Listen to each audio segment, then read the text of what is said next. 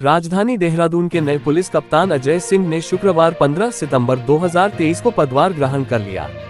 उन्होंने अपनी प्राथमिकताएं भी बताई। उन्होंने कहा कि मुख्यमंत्री धामी के ड्रग फ्री देवभूमि अभियान को आगे बढ़ाया जाएगा।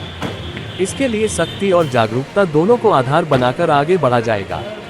शहर की सबसे बड़ी समस्या स्ट्रीट क्राइम पर भी रोक लगाने के लिए कड़े कदम उठाए जाएंगे। इसके अलावा भूमाफिया पर अंकुश लगाना, हेट स्पीच आदि पर भी सख्ती की जाएगी। कप्तान अजय सिंह ने पदभार ग्रहण करने से पहले झंडा बाजार स्थित पृथ्वीनाथ मंदिर में माथा टेका।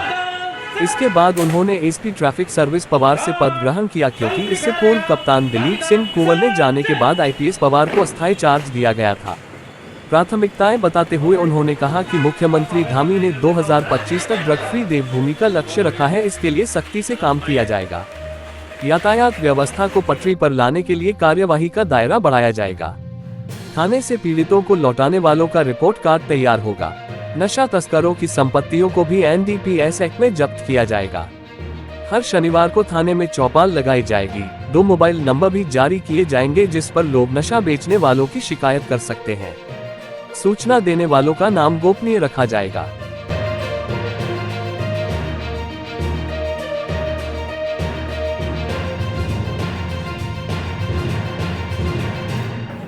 देखिए, पुलिस की सर्वोच्च प्राथमिकता कानून व्यवस्था को बनाना है। वही प्राथमिकता मेरी भी रहेगी और मेरी टीम की भी रहेगी। साथ ही साथ माननीय मुख्यमंत्री जी का जो ड्रग्स फ्री अभियान है, ड्रग्स फ्री देवभूमि 2025, उसको साकार करने के लिए देहरादून पुलिस को अभी हमने अधिकारियों को ब्रीफ भी कर दिया है। और वो भी प्राथमिकता के आधार पर रहेगा, सर्वोच्च प्राथमिकता के आधार पर, जहाँ पर इन्फोर्समेंट के साथ साथ जन सहभागिता भी बढ़ाई जाएगी। और विभिन्न थाना क्षेत्रों में एक दिन जो सैटरडे होगा, उसमें थानेवार उसमें चौपाल लगा के लोगों को जागरूक भी किया जाएगा। साथ ही साथ अगर कोई गोपनीय सूचना देना चाहता है तो उस संबंध में भी उनको बताया जाएगा। और साथ ही साथ इन्फोर्समेंट पर भी इसमें कार्रवाई की जाएगी, जिसमें उनकी संपत्ति जब्ती की कार्रवाई भी होगी। तीसरा, मैं मानता हूँ कि जो प्राथमिकता में होनी चाहिए वो स्ट्रीट क्राइम है, चूँकि जो हमारे शहर में स्नैचिंग हो जाती है, मोबाइल स्नैचिंग हो, चेन स्नैचिंग हो या अन्य तरह की स्नैचिंग हो, या शहर में सरेआम झगड़े हो जाते हैं, कभी स्टूडेंट्स के बीच में हो जाते हैं या अन्य कारणों से लोगों में होते हैं, तो इस तरह के स्ट्रीट क्राइम पर लगाम लगाना भी प्राथमिकता होगी। क्योंकि जो इस तरह के जब क्राइम होते हैं तो जो हमारी महिलाएं हैं, अन्य लोग हैं, बच्चे हैं या अन्य लोग जो देखते हैं, तो कहीं ना कहीं उनमें भय का माहौल बनता है।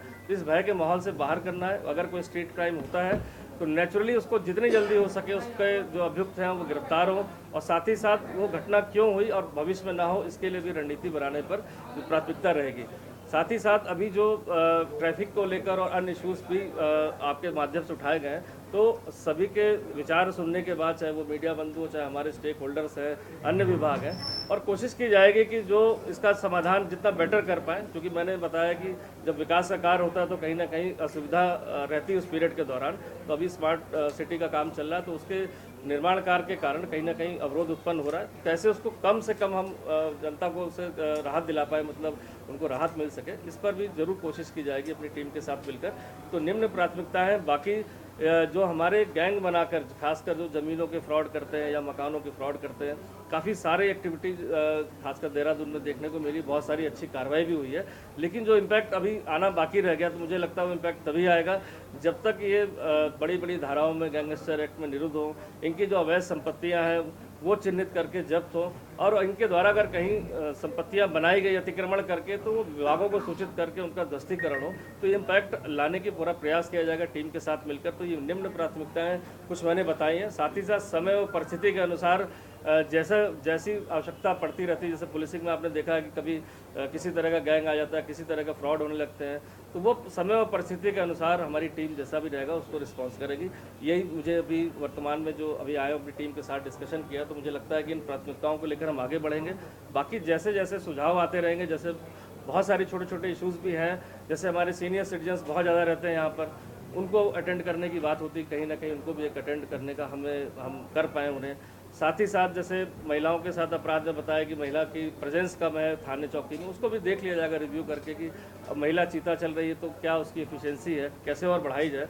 इन समस्त बिंदुओं को जब हम लेकर चलेंगे आगे टीम के साथ, तो मुझे लगता है कि एक कहीं ना कहीं अच्छा इसका प्रभाव देखने को आने वाले समय में मिलेगा।